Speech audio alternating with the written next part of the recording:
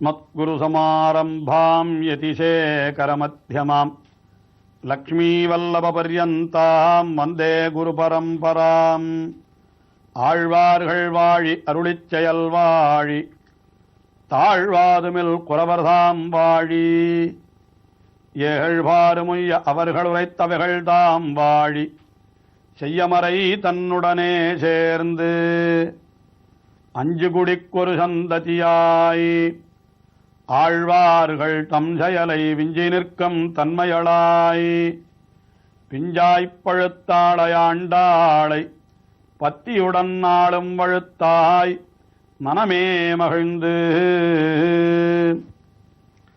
அடியவர்களை முன்னிட்டு கொண்டுதான் எம்பெருமானை பற்ற வேண்டும் என்ற அனுஷ்டானத்தை காட்டுகின்ற ஆண்டாள் 6வது பாசுரத்திலே அதை அறியாமல் உறங்கிக் கிடக்கிற ஒருவளை எழுப்பினாள். 7வது பாசுரத்திலே அதை அறிந்தும் மறந்திருப்பவளை எழுப்பினாள் என்று நாம் பார்த்தோம். அடுத்தபடியாக 8வது பாசுரத்திலே மற்றொரு கோபிகையை எழுப்புகிறாள். அந்த கோபிகை எப்படிப்பட்டவள் என்றால் கண்ணபிரானுக்கு மிகவும் நெருங்கியவளாம். அதாவது கண்ணபிரானுக்கு இவள் என்றால் மிக்க மகிழ்ச்சி, இவளிடத்திலே தான் அவனுக்கு தன்னுடைய மகிழ்ச்சியெல்லாம் கொண்டிருக்கிறான்.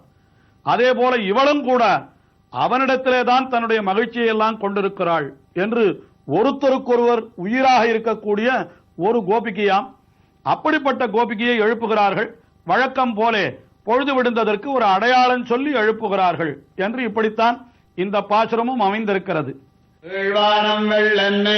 எருமசிறுவேடு மேவான் பரந்தனான் மிக்குள்ள பிள்ளைகளும் போவான் போகன்னாரை போகாமல் காத்து உன்னை கோவுவான் வந்து நின்னான் போது களமுடைய பாவா இழந்திராய் ஆடிப்பறை கொண்டு மாவாய் விளந்தான மல்லரை மாட்டியார் தேவாதி தேவனை சென்னிராம் சேவித்தால் ஆவா வெண்ணாராய் நருடேரோர் எம்பாவாய். கீழே கோபிகைகளை எழுப்புகின்ற பொழுது ஓரோர் அடையாளம் சொன்னாள். முதலிலே பறவைகள் என்று பொதுவாக சொன்னாள். அடுத்த பாசுரத்தில் ஆனைச்சாத்தன் என்று ஒரு குறிப்பிட்ட பறவையை சொன்னாள். இன்னும் சில அடையாளங்களையும் சொல்லி இருக்கிறாள். தயிர் கடைந்த அடையாளம் என்ன, அதுபோல சில அடையாளங்கள் எல்லாம் சொன்னான். ஆனால் இப்பொழுது பார்த்தாள், எந்த அடையாளத்தை சொன்னாலும் உள்ளே இருப்பவள் ஏதாவது ஒரு மறுமொழி சொல்லி விடுகிறாள். ஆகினாலே மறுமொழி சொல்ல முடியாதது ஒரு அடையாளத்தை சொல்லி விடுவோம் என்று பார்த்து என்ன அடையாளம் சொன்னாலாம் தொடங்குகின்ற பொழுதே கீழ்வானம் வெள்ளென்று என்று கிழக்கு வெளுத்து விட்டது. அதோ பார், பொழுது விடுந்ததற்கு அடையாளம் என்ன என்று கேட்கிறாயே, கிழக்கு எவ்வளவு வெளுப்பாக தெரிகிறது, இது போதாதா பொழுது விடுந்தது என்று அறிந்து கொள்வதற்கு என்று வெளியிலே இருப்பவர்கள் உள்ளே இருப்பவளை பார்த்து சொன்னாலாம். ஆனால் உள்ளே இருப்பவளோ ஏகாந்தமாக பகவானை அனுபவித்துக் கொண்டிருக்கிறாள் அல்லவா நெஞ்சுக்குள்ளே. ஆகினாலே உடனே எழுந்து வருவதற்கு அவளுக்கு மனமில்லை. ஆகினாலே அவள் என்ன சொன்ன, அப்படி எழுந்து வந்தால் இந்த அனுபவம் தடைபட்டு விடுமே என்று நினைத்து அவள் இது பொழுது விடிந்தது அல்ல என்று அவள் மறுத்து சொல்லுவதாக அமைந்திருக்கிறது. என்ன, ஏன் அவள் எப்படி சொன்னாள் என்று கேட்டால், கிழக்கு எப்பொழுது வழுக்கப் போகிறது என்று நீங்கள் அத்தனை பேரும் கிழக்கு திசையை நோக்கி கொண்டிருந்தீர்கள் அல்லவா. ஆகினாலே உங்களுடைய முகத்தினுடைய ஒளிபட்டு கிழக்கு வெளுத்ததாக தோன்றுகிறதே தவிர உண்மையிலே கிழக்கு வெளுக்கவில்லை. அது உங்களுடைய வெளியிலே நிற்பவர்களாகிய உங்களுடைய முகத்தினுடைய ஒளி அதுதான் வெளுப்பாக இருக்கிறது என்று உள்ளே இருப்பவள் பதில் சொன்னாளாம். உடனே வெளியிலே இருப்பவர்கள் அடுத்தபடியாக 2வது அடையாளம் சொல்லுகிறார்கள். அம்மா, கிழக்கு வெளுத்தது என்று சொன்னால் கூட நீ பதில் சொல்லுகிறாய், இதற்கு என்ன சொல்ல போகிறாய் பார். எருமை சிறுவீடு மேய்வான் பரந்தனகான். ஆய்ப்பாடியில் இருக்கக்கூடிய எருமைகள் எல்லாம் விடியற் காலையிலே சிறுவீடு மேய்வதற்காக அப்படி செல்லுகின்றனவே, அதை நீயே வந்து பார் என்று சொன்னாலாம். அதாவது சிறுவீடு மேயறதாவது என்னன்னா, எருமை மாடுகள் அதையெல்லாம் மேய்க்கின்றவர்கள் அது நடுப்பகலிலே அவற்றுக்கு காட்டிற்கு அழைத்து சென்று அங்கே புல்லை மேய விடுவார்களாம். ஆனால் இந்த எருமை மாடுகள் தாமச பிரகிருதிகள் ஆகையினாலே அவை விடியற் காலையிலே எழுந்தவுடனே அதற்கு ஏதாவது ஆகாரம் இட்டால்தான் அது பாலை சுரக்குமா. ஆகினாலே இந்த கோபாலர்கள் எல்லாம் தங்களுடைய இல்லத்தினுடைய புழக்கடையிலேயே எருமைகளுக்காக புல்லை வளர்த்து வைத்திருப்பார்களாம். அந்த விடியற்காலையிலே அந்த புல்லை மேய விடுகிறார்களே, அதற்குத்தான் சிறுவீடு மேய்கை என்று பெயர். அது நடுப்பகலிலே காட்டிலே மேய்வது அது பெருவீடு மேய்கை என்று பெயராம். அதை சொல்லுகிறார்கள். எருமைகளும் கூட சிறுவீடு மேய்வதற்காக மிகவும் தாமச பிரகிருதிகளாய் சோம்பேறிகளான அந்த எருமைகளும் கூட அப்படி விடியற் காலையிலே எழுந்திருந்து அப்படி பசுமைக்கு அதாவது புல்மேய சென்று விட்டனவே என்று சொன்னாலாம் ஆண்டாள். இந்த இடத்திலேதான் வியாக்கியானத்திலே ஆச்சாரியர்கள் காட்டுகிறார்கள், இவர் பெரியாழ்வாருடைய திருக்குமாரியாய் பிறந்து வைத்த ஆண்டாள் தன்னை கோபிகையாக பாவித்துக் கொண்டவுடனே இந்த எருமைகளுடைய சிறுவீடு பெருவீடை கூட விடாமல் சொல்லுகிறாளே, இது என்ன ஆச்சரியம் என்று சொல்லுகிறார்கள். அப்படி மேய்வான் பரந்தனகான் என்று அவர்களெல்லாம் மேய்வதற்காக சென்று விட்டன பார் என்று இரண்டாவது அடையாளம் சொன்னார்கள். உடனே உள்ளே இருப்பவள் சொன்னாலாம், அம்மா அது பொழுது விடுந்ததற்கு அடையாளமாக நான் கொள்ள மாட்டேன்.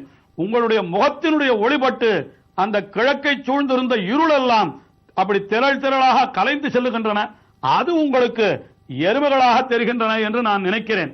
அது பொழுது விடுந்ததற்கு அடையாளம் அன்று. உண்மையிலே பொழுது விடுந்திருந்தால் எல்லோரும் எழுந்திருக்க வேண்டுமே.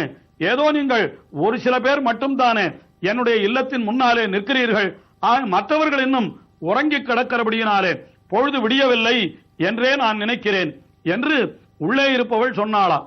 அதற்கு வெளியிலே இருப்பவர்கள் சொல்லுகிறார்கள், அம்மா எல்லா பெண்களும் எழுந்து விட்டார்கள், மிக்குள்ள பிள்ளைகளும் எல்லாரும் மிக்குள்ள பிள்ளைகள் என்னால் மீதமுள்ள பெண் பிள்ளைகள் எல்லாரும் எழுந்து விட்டார்கள்.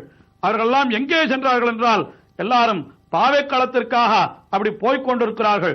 போவான் போகின்றாரை அங்கு போவதையே பயனாக கொண்டு அவர்கள் போய்கொண்டிருக்கிறார்கள்.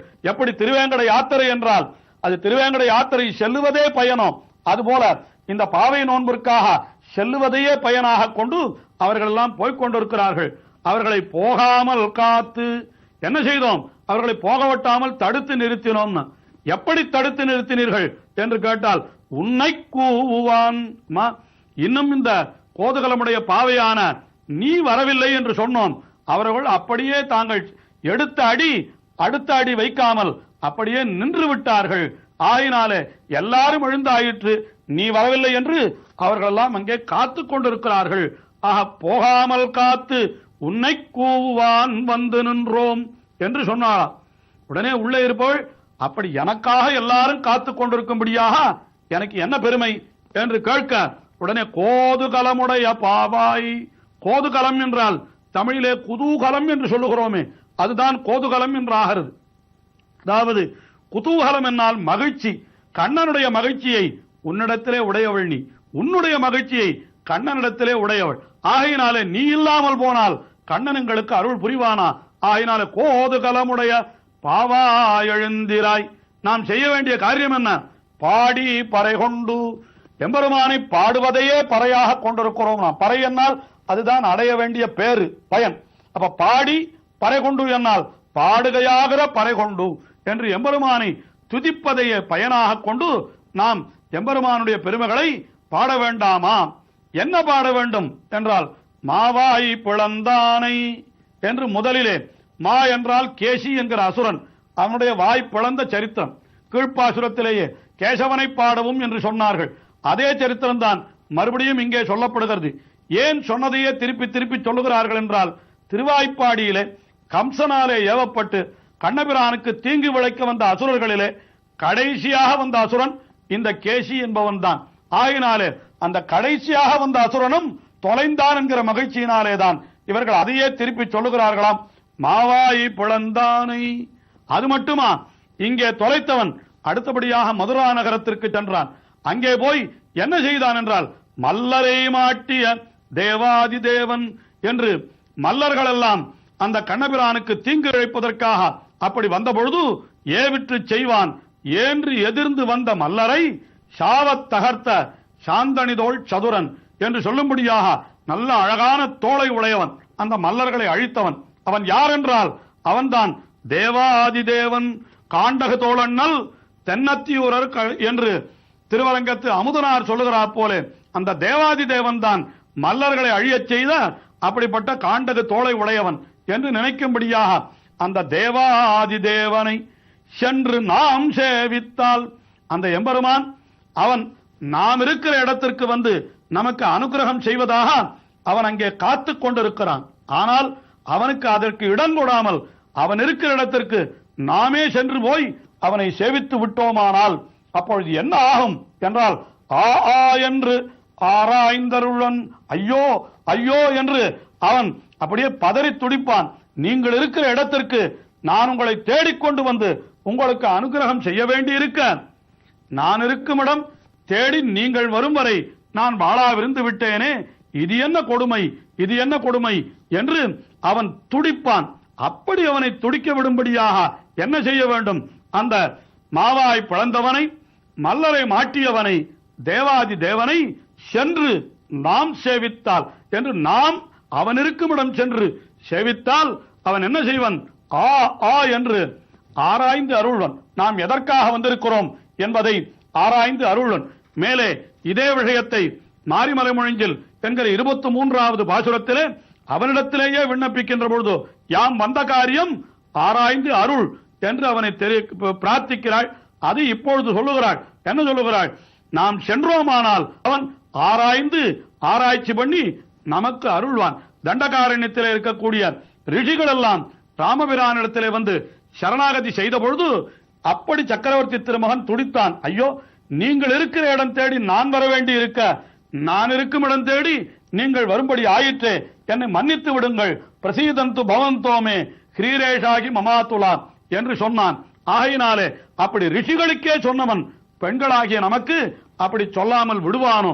ஆகையினாலே அந்த தேவாதி தேவனை சென்று நாம் சேவிப்போம். அவன் ஆ ஆ என்று ஆராய்ந்து அருள்வன், நீ எழுந்து வாராய் என்று இந்த கோபிகையை எழுப்பினார்கள். அவள் இந்த வெளியில இருப்பவர்களோடு சேர்ந்து கொள்ள உடனே எல்லாருமாக சேர்ந்து அடுத்த திருமாளிகைக்கு சென்று அங்கே இருக்கக்கூடிய மற்றொரு கோபிகையை எழுப்புகிறார்கள். அதை நாளைய தினம் பார்ப்போம். ஒரு அறிவிப்பு. செப்டம்பர்